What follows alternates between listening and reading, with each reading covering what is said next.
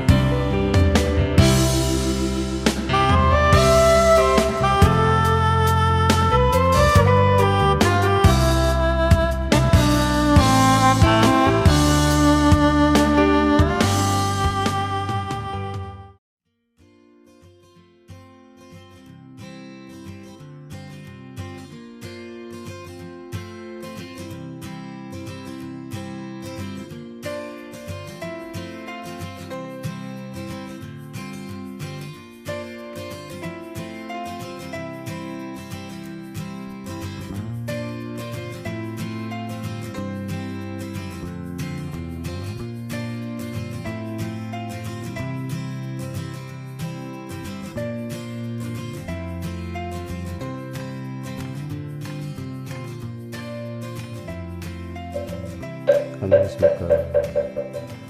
불교과학개론 일본에서 5권 109회차 서일본입니다. 오늘은 여러분들 4권 40페이지는 본론 내용 들어가기 전에요. 자, 합장들 하시고.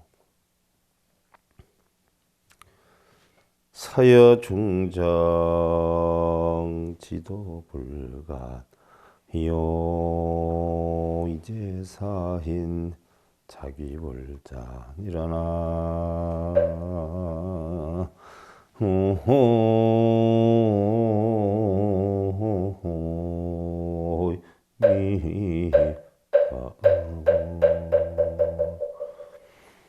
사람이 만일 가장 보편타당한 중정의 도의 뜻을 두고 인색하지 않으면 그 사람이야말로 진정 영리한 사람이라 스스로 부처님께 귀한 사람이니라 그랬는데, 중정의 도다.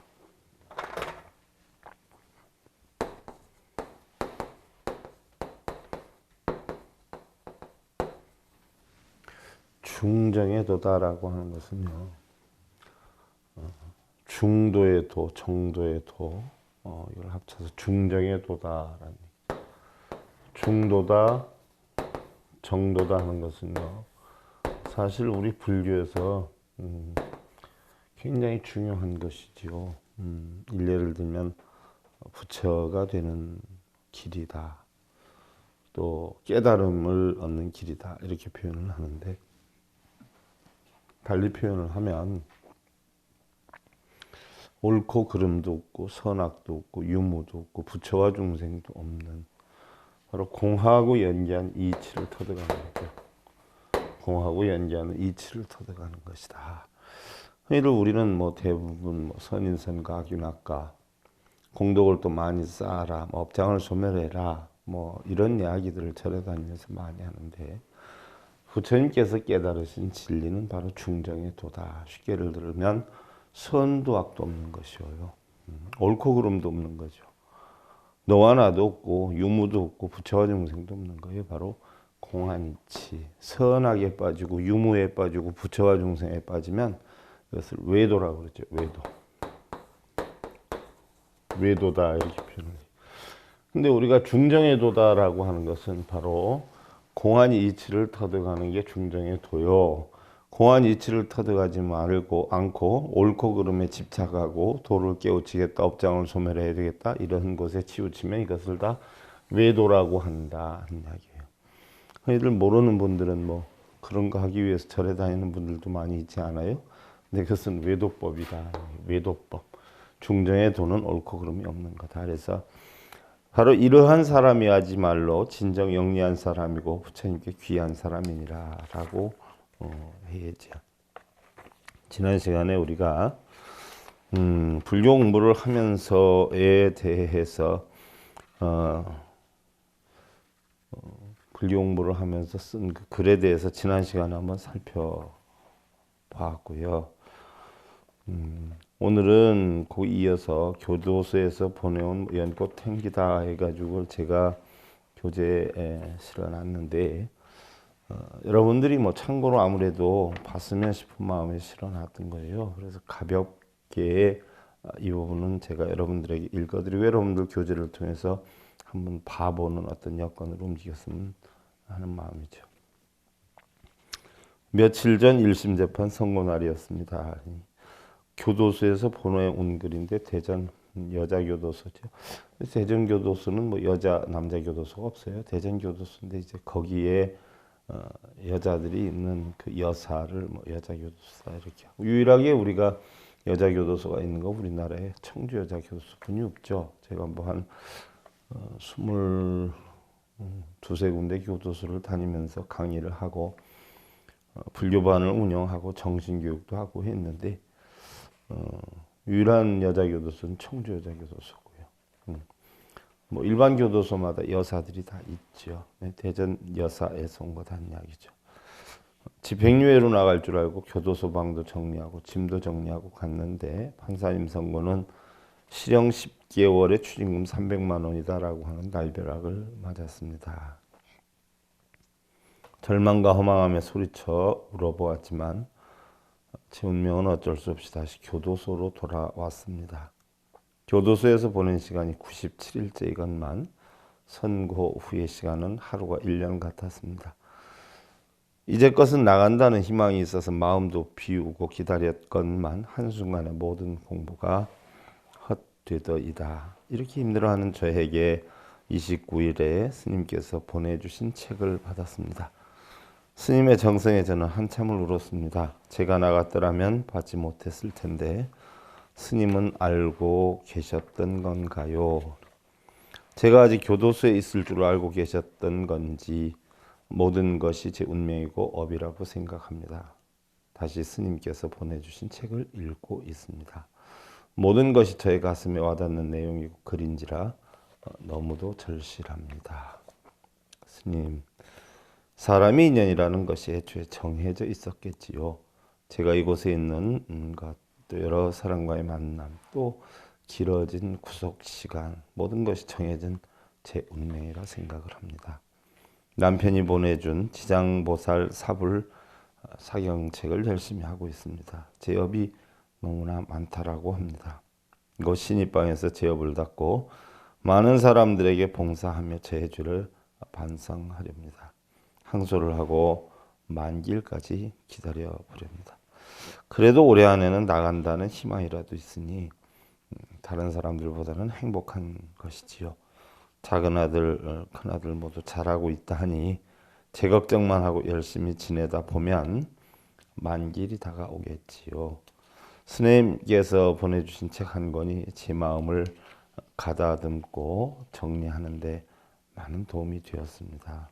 감사드립니다. 관세음보살. 제가 여기에 대한 답서를 보냈죠. 불자님께 드립니다. 코스모스와 고추 잠자리가 우러져서 푸른 하늘을 더욱 술을 놓는 듯 아름답다는 생각입니다. 세상의 인연이란 괜스레 맺어지고 찾아오는 것은 아닐 것입니다. 모두가 다 그럴 만한 원인이나 이유가 있는 것이지요. 우리가 흔히 말하는 좋은 일이나 나쁜 일이나 과보를 받는 것은 거기에 상응하는 원인을 우리 각자 스스로 만들어 놓은 때문이지요. 우리는 이미 정해진 숙명이나 팔자에 의해서 살아가는 것은 아닌 것입니다. 모든 차량이나 비행기 등의 기계는 조종하는 사람의 뜻에 따라 움직여지듯이 우리의 인생도 정해진 것이 아니라 자신의 마음이 시키는 대로 만들어가는 것이지요. 그래서 우리의 삶은 운전운자, 목숨명자를 써서 자신이 운전하는 대로 살아가기 운명이라고 하는 것입니다. 행복을 느낄 수 있는 좋은 원인의 삶을 만드시기를 기원드립니다. 또 다른 내용인데 이건 진주 교도소에서 온 내용이에요. 비삼보하옵고 존경 없는 스님께 감사해서 하신 원료입니다. 이젠 시원한 바람과 그늘이 그리워지는 실록의 계절 6월입니다. 지금 책을 읽기에는 정말 좋은 계절이라는 생각입니다. 스님께서 큰 박스로 보내주신 책들과 별도로 보내주신 향기로운 삶을 위하여 제 2집 내 팔자가 그렇지 등등을 잘 받았습니다. 이번에 이곳에 들어오시는 스님들과 모모 출판사의 아무개 사장님 그리고 스님께서 수많은 불서를 보내주시어서 저의 법당인 불광원에 책장을 설치해 많은 불자들이 빌려서 읽어볼 수 있도록 하였습니다. 그동안은 간행물과 약간의 책으로 책장을 설치하기가 어중간해서 관리가 힘들었는데 이렇게 스님께서 해마다 잊지 않고 보내주셔서 커다란 결실을 맺을 수 있었습니다. 많은 수용자 불자들을 대표해서 감사의 서신 올려옵니다. 성불하십시오. 나무시 아본사 서가모니 불자님께 드립니다. 제가 답서를 써서 보낸 내용인데요. 항상 부족함이 많은 삶으로 수행정진을 하는데 과한 격려를 주심에 고개를 들지 못합니다. 앞으로 더 좋은 기회나 여건이 된다면 불자님들과 함께 동참할 수 있도록 노력하겠습니다. 죄송함과 아울러 감사드립니다. 고요하게 흐르는 물줄기처럼 마음속에도 천천히 부드럽게 흘러가는 편안함이 있다면 그것이 바로 행복일진. 우리는 이미 자기 속에 행복이 있다는 것을 발견하지 못하는 것일 수도 있으리라 했는데 사실 교도소에 우리나라 교도소가 한 50여 군데가 되죠. 그래서 제가 정확하게 50군데 교도소에다가 매월 행복으로 가는 징검다리 월간지 나올 때마다 보내드리고 있고요. 또 1년에 한 두세 차례씩 새로운 책을 발간하면 원래 있었던 책 남은 것들을 싸서 다 보냈는데 지난번에도 뭐 50박스 만들어서 보냈는데 한 박스에 배송료가 한 돈만 원이 넘게 나오더라고요. 그러니까 우편 발송비만 해도 한 50만 원 넘게 들어갔죠. 책값은 고사하고 사실 교도소라고 하는 데가요. 물론 다들 죄인들이다라고 해가지고 뭐 소홀할 수 있는 곳이기도 해요. 또 아무래도 죄를 지었으니까 이제 그런 곳에 갔겠지만 죄를 짓는 원인에도 일부러 계획적으로 졌느냐 아니면 본의 아니게 그렇게 됐느냐 뭐 순간에 어떤 참을성이 없어서 그렇게 됐냐 여러 가지 뭐 종류로 나누기도 하죠. 그 전에 하기는 뭐 제가 소년원 다니면서 메모해 놨던 것을 특별히 그 소년에 가는 아이들 심리 상태나 어떤 환경 상태 이런 걸 조사를 해가지고 발표를 한 적이 있지요. 그래서 각 뭐 신부 수녀 또 목사님들 스님들 해서 있는 곳에서 발표를 한 적도 있는데 소년원에 있는 아기들이 보편적으로 보면은 뭐 흔히들 결손 가정이나 뭐 이렇게 해서 문제가 일어나고 사고가 일어난다라고 생각하는 분들이 상당히 많은데 또 의외의 일들도 많습니다. 뭐 예를 들면 넉넉하고 가정이 좀 풍요로운 이런 어떤 곳에서 자라는 아이들도 부모들이 너무 지나치게 아이한테 간섭을 해서 공부를 하게끔 하고 뭐 학원에 일일이 다 다니게끔 하는 이런 부분들의 스트레스가 쌓여가지고 순간 저돌적인 어떤 반발로 인해서 뭐 지나간 사람 백을 퍽치기라 그러죠. 훔쳐가지고 달아나든가 아니면 뭐 오토바이나 요즘 뭐 차를 끌고 다니다가 사고를 치는 경우가 있고 또 어우러져서 절도도 하고 강도도 하는 이런 경우의 애들도 굉장히 적지는 않아요. 뭐 결선 가정 애들만 뭐 사고를 친다 이렇게 생각하고 있는데 천만의 말씀이죠.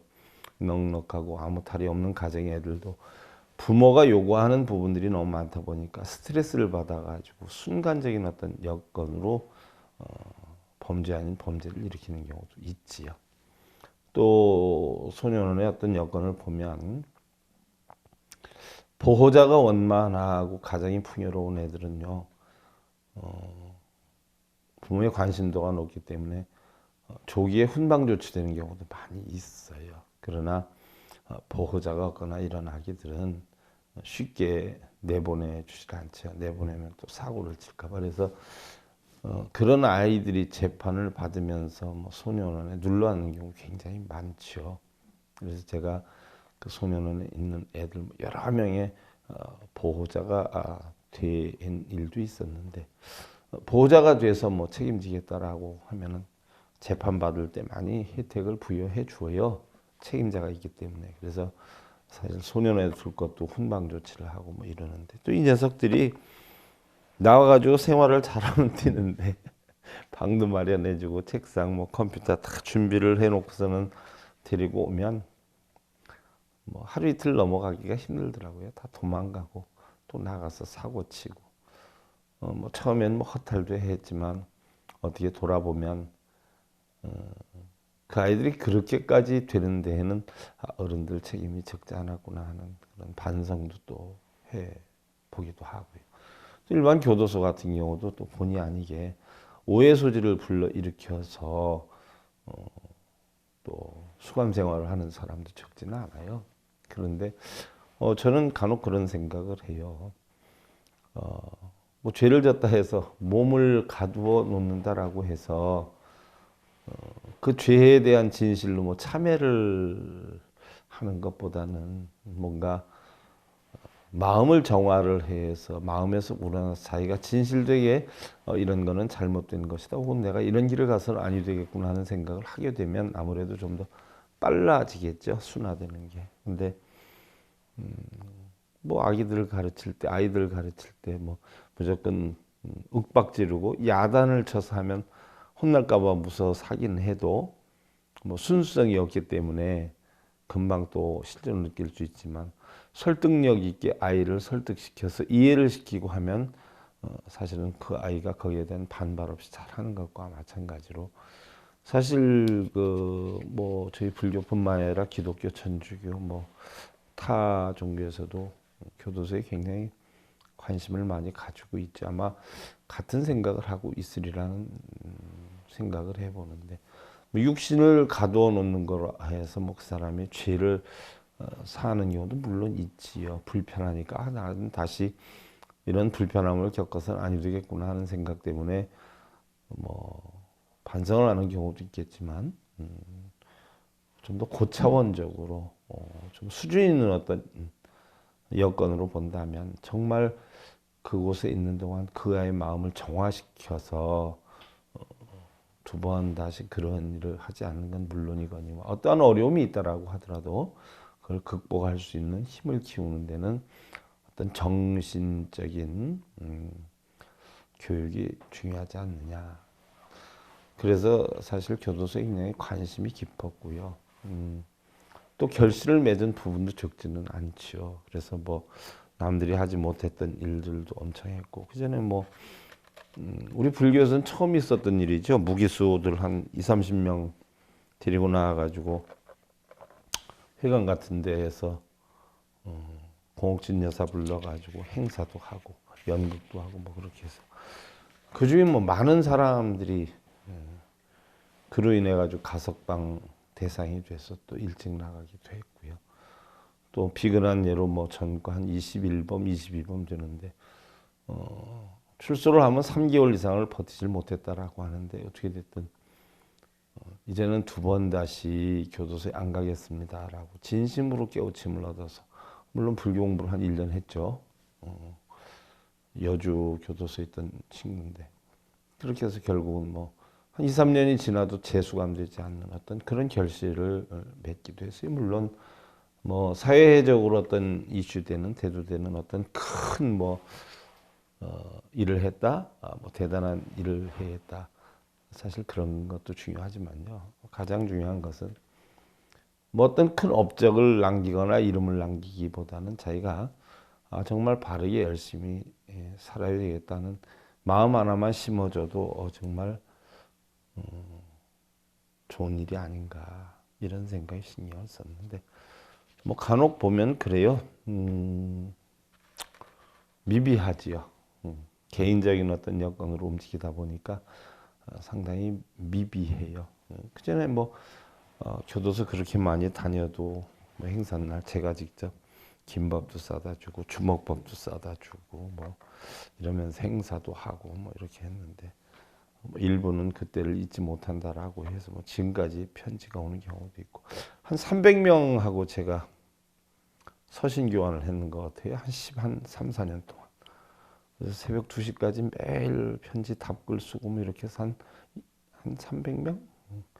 거의 뭐 하루도 빼놓지 않고 뭐한 10대통에서 20통씩 편지가 와가지고 라면 상자 같은 데다 열 몇 박스를 제가 모아놓고 그걸로 책도 써내기도 했었는데요. 좀 관심을 가져주는 거 굉장히 좋은 일이라고 생각을 합니다. 본래 죄인도 없고 본래 선한 사람도 없죠. 인연 따라 여건 따라 우리 시시각각 바뀌니까 어떤 어려움이 온다라고 해도 그걸 잘 극복할 수 있는 어떤 마음의 인내를 키워주는 그런 역할을 하는데 종교나 어떤 신앙의 힘이 크다 또는 어떤 성현들의 가르침의 힘이 크다 저는 그걸 절실히 느끼고 있고요. 그래서 그런 교도소 후원 같은데 여러분들 무조건 교도소 가니까 나쁘다라고 하는 편견을 버리고 누구든지 상황이 긴박해지면 그럴 수 있다라고 하는 인식을 가져서 나와 관련 없는 일이다 하지 말고 나하고 다 관련되는 사람들이라는 걸 명심하셔서 좀 관심을 가져줬으면 좋겠고요. 여건이 되면 뭐 지금도 사실 불교에 관한 책자 보내달라고 하는 편지가 수도 없이 오지요. 물론 그때는 300명을 내가 무료로 시켜봤지만 무료로 시킨다라고 해서 또 무조건 좋은 건 아니에요. 왜냐하면 그 사람들이 공짜들을 좋아해서 거기 간 게 많거든요. 공짜들. 또 불로소득이라 그러죠. 노력 안 하고 쉽게 얻으려고 하는 이 마음이 커서 그걸 결국 못 참고 그런 데 간 친구들이 많은데 거기 가서도 또 공짜로 보내달라고 하는 사람들이 많죠. 거의 대부분이죠. 근데 제가 잘 가늠을 하죠. 아, 이 사람에게 보내줘도 되겠구나. 이 사람은 책을 보내서 공부를 시키는 것보다 가벼이 뭐 우리 행복으로 하는 징검다 이거를 좀 보내줘 보면서 정화를 시키는 게 낫겠다. 그렇게 해서 한다라고 해도 사실 손길 뻗기에는 턱없이 부족한 상황들이 많죠. 여건이 혹시 되는 분들이 있으면요. 조금 도움을 주시면 상당히 감사하겠다. 오죽하면 그 뭐 1인 1자매라고 할까요? 여러분들 주소는 밝히지 않은 채 보내달라는 사람 뭐 한 사람 앞에 하나씩 책임져서 뭐 월 한 2,000원, 2,500원, 2,000원 정도면 되죠. 월 2,000원씩만 도와줘도 10명이 도와주면 10사람한테 보내고 100사람이 도와주면 100사람한테 보낼 수 있는 거예요. 근데 뭐 아무것도 아닌 것 같지만 사실 마음 내는 건 쉬운 일은 아니에요. 그러니까 뭔가 우리 불자로서 여러분들 뭔가 자비로운 그런 여건이었으면 하는 바람이고요. 자, 다음 이제 4권의 43페이지 제2장 사람도 미움도 벗어야지 했는데 부처님께서는요. 당신께서 설하신 진리의 깨우침을 얻어서 각자의 삶에 지혜로움과 평안함을 얻으라라고 하는 것이었지 불상이나 경전에 빌고 애원하고 돌덩이처럼 가부좌만 틀고 있으라고는 하지 않으셨다 그랬는데 그러지 않아요? 우리 불교를 봉행하는 분들이 그냥 무조건 빌고 매달리면 소원이 성취되는 건 줄 알고 있는 분들이 많아요. 하긴 뭐 저도 처음에 불교에 입문했을 때 많이 절하고 많이 가부좌 들고 앉았고 뭐 많이 독경을 하면 소원 성취가 되고 부처님이 가피로서 원하는 게 다 이루어지고 많이 수행을 하면 뭐 눈에 훤히 보이고 들리고 해가지고 세상이 다 보이고 뭐 해서 다 알 수 있고 저도 처음엔 그런 거 그렇게 알고 있었던 적도 있었어요. 그래서 언제 간혹 뭐 제가 성질 큰 스님도 뭐 30년 쏘았다 그러는데 저도 한 40년은 쏘았죠. 불교의 공부는 그런 게 아니고 깨우치면 바로 그런 게 아니었다 하는 거를 알게 되죠. 그래서 너무나 야속해서 더 적극적으로 여러분들한테 바른 불법을 전하려고 난리를 치는 거예요. 사실 뭐 하루 한 두세 시간도 안 자고 40년 가까이 공부를 했는데 하루에 뭐 20시간 정도는 사실 했죠. 뭐 일상생활 하니까 공부만 한 건 꼭 아니지만 다른 사람 뭐 8시간 하루 근무한다라고 했을 때 저는 뭐 20시간씩 근무한 걸로 했으니까 다른 사람 하루 살 때 3일을 살았던 거예요. 그러니까 80살 사는 사람의 3배는 제가 일을 하고 공부를 했으니까 240년을 저는 다른 사람 일하는 8시간을 따져보면 240년을 사는 거하고 비슷하게 되는 거죠. 지금도 한 40여 년 가까이 이렇게 하다 보니까 책도 뭐 수백 권을 쓰고 공부도 남달리 많이 했고 그런데 아마 빌어도 제가 그런 식으로 빌고 처음엔 그렇게 했을 거예요. 근데 그렇게 따져보면 여러분들보다 제가 한 서너 배는 더 했는데 해보니까 아니더란 말이죠.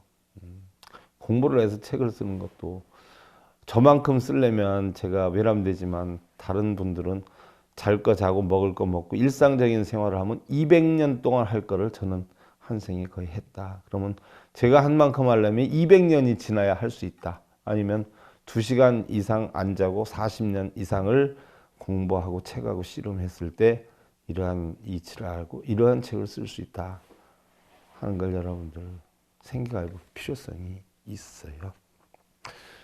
사실 우리는 주기보다는 받기를 바라고요. 손해보다는 이익을 바라고 또 노력하기보다는 행운을 바라고 기다리기보다는 한순간에 얻어지기를 바라지요.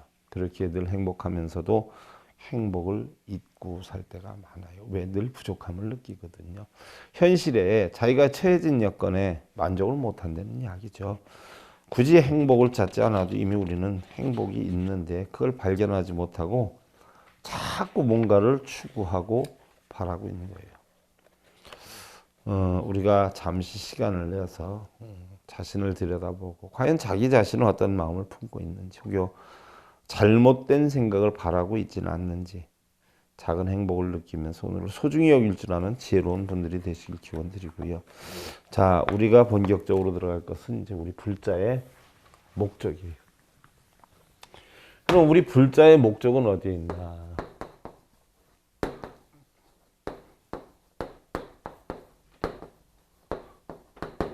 우리 불자의 목적이 어디에 있냐는 이야기죠. 우리 불자의 목적은요. 첫째는 자각이 있어요.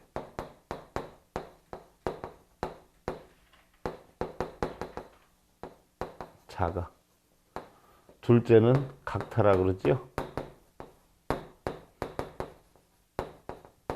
각타. 셋째는 강만이라고 그래요. 강만.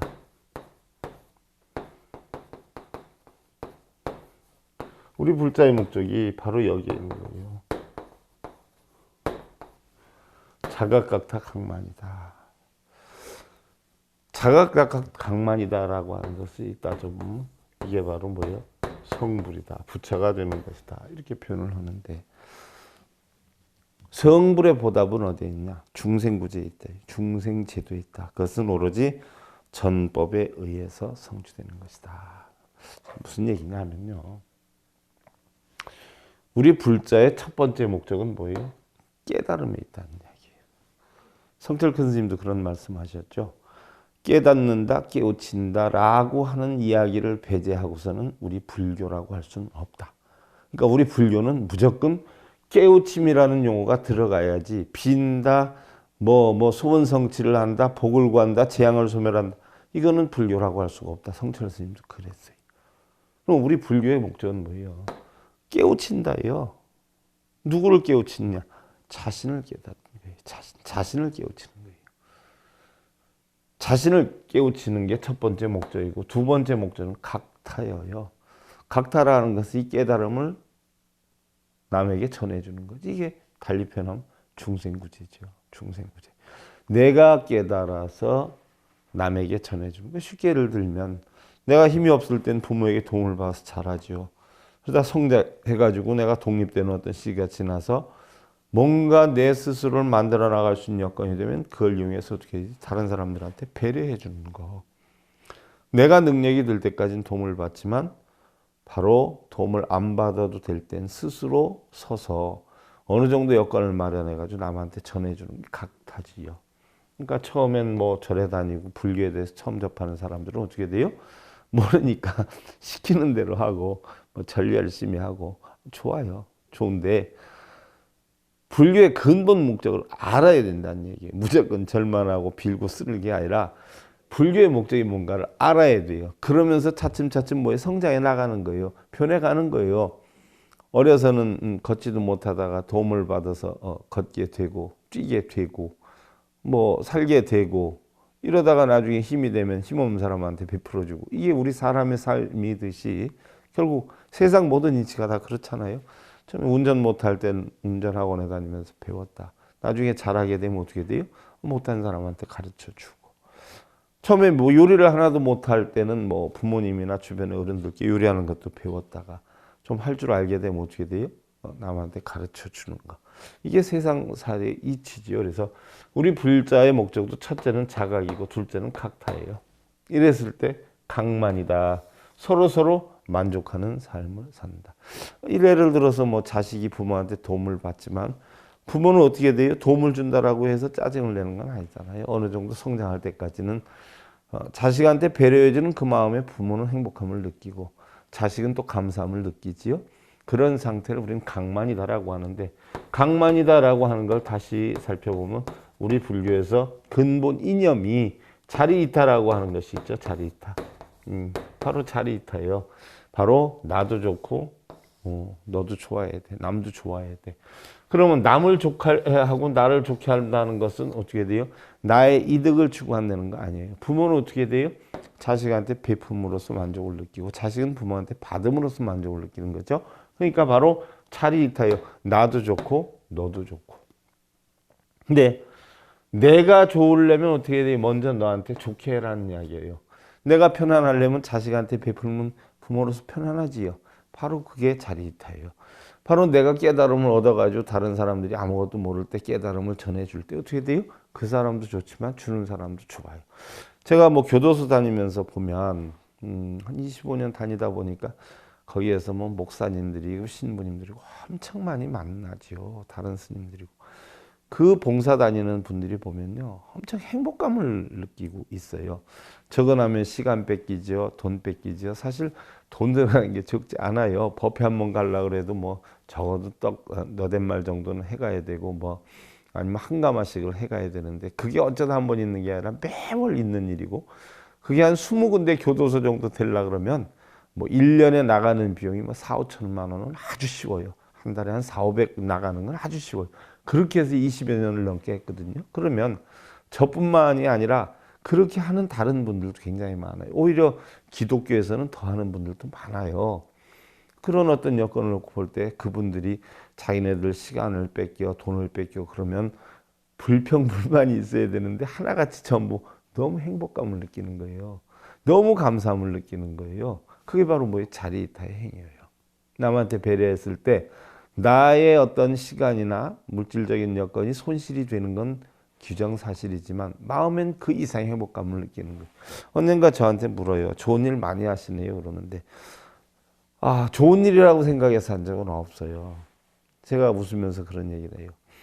사실 제가 교도소 다니면서 그 많은 재소자들을 접하지만 난 그네들을 위해서 다닌 것도 있다라고 하지만 굉장히 보면 저를 위해서 다닌 것 같습니다. 라고 해요. 왜? 그네들도 행복하지만 저도 그네들을 통해서 너무 행복함을 느끼거든요. 또한 그네를 통해서 배우는 게 너무너무 많았어요. 그래서 나는 세상에는 우리가 마음먹기에 따라 스승 아닌 것이 없구나 하는 걸 새삼 느꼈는데 결국 그로 인해서 뭐 일례를 하나 들어볼까요?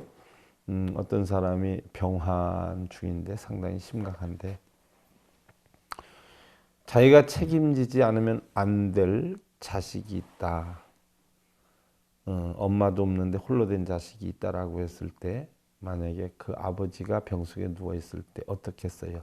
세상을 포기할까요? 아니면 그 자식을 생각해서 일락 물고 버티고 일어나게 될까요? 그 정신력이 아무것도 아니지만 그 의지력이 이루 형용할 수 없는 버팀목이 될 수도 있다.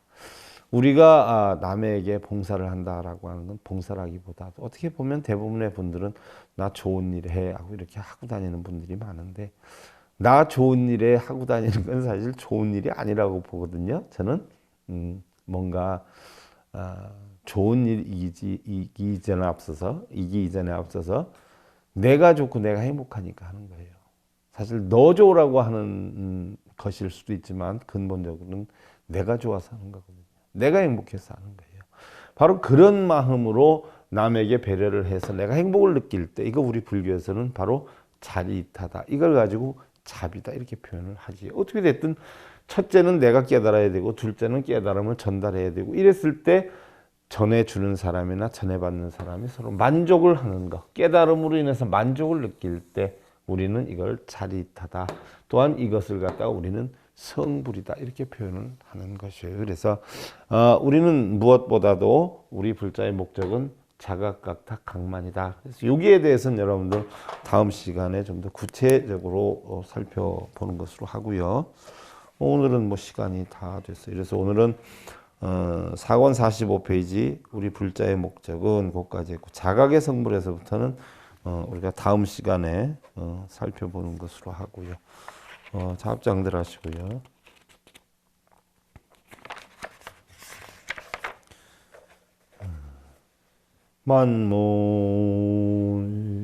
만물여포여 혐악것에 약한 내악자 일어나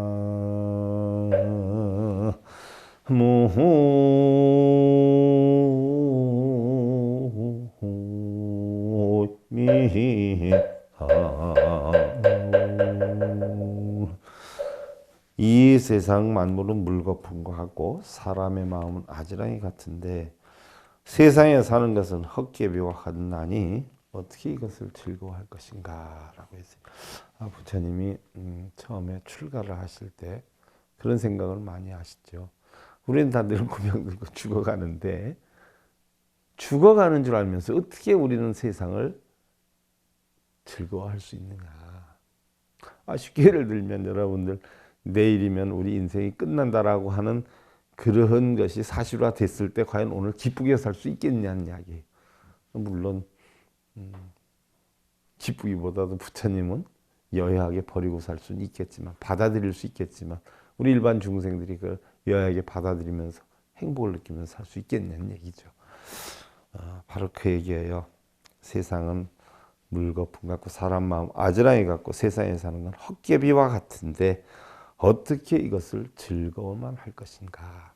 여러분들 마음 깊이 생각할 수 있는 어떤 여건, 지금의 처해진 여건, 가정의 여건, 과연 얼마나 오랫동안 함께 할 수 있을 것인지를 잘 생각해 보시고 너무 자기가 얻고자 하는 바대로 다른 사람 힘들게 하지 않는 그런 삶으로 평안함 이루시기를 기원드리면서요. 불교학개론 일본에서 오건 제109회차 서길봉이었습니다. 감사드립니다.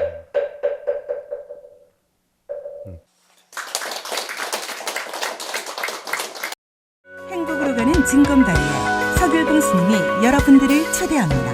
SIB 불교교육대학에서는 더 듣다, 생활 속의 천수경, 달마대사 성관법, 현대생활 불교 법요지, 불교학개론, 성찰스님 백일 법문 등을 비롯한 다른 불법, 다른 진리, 서길봉 스님의 SIB 불교교육대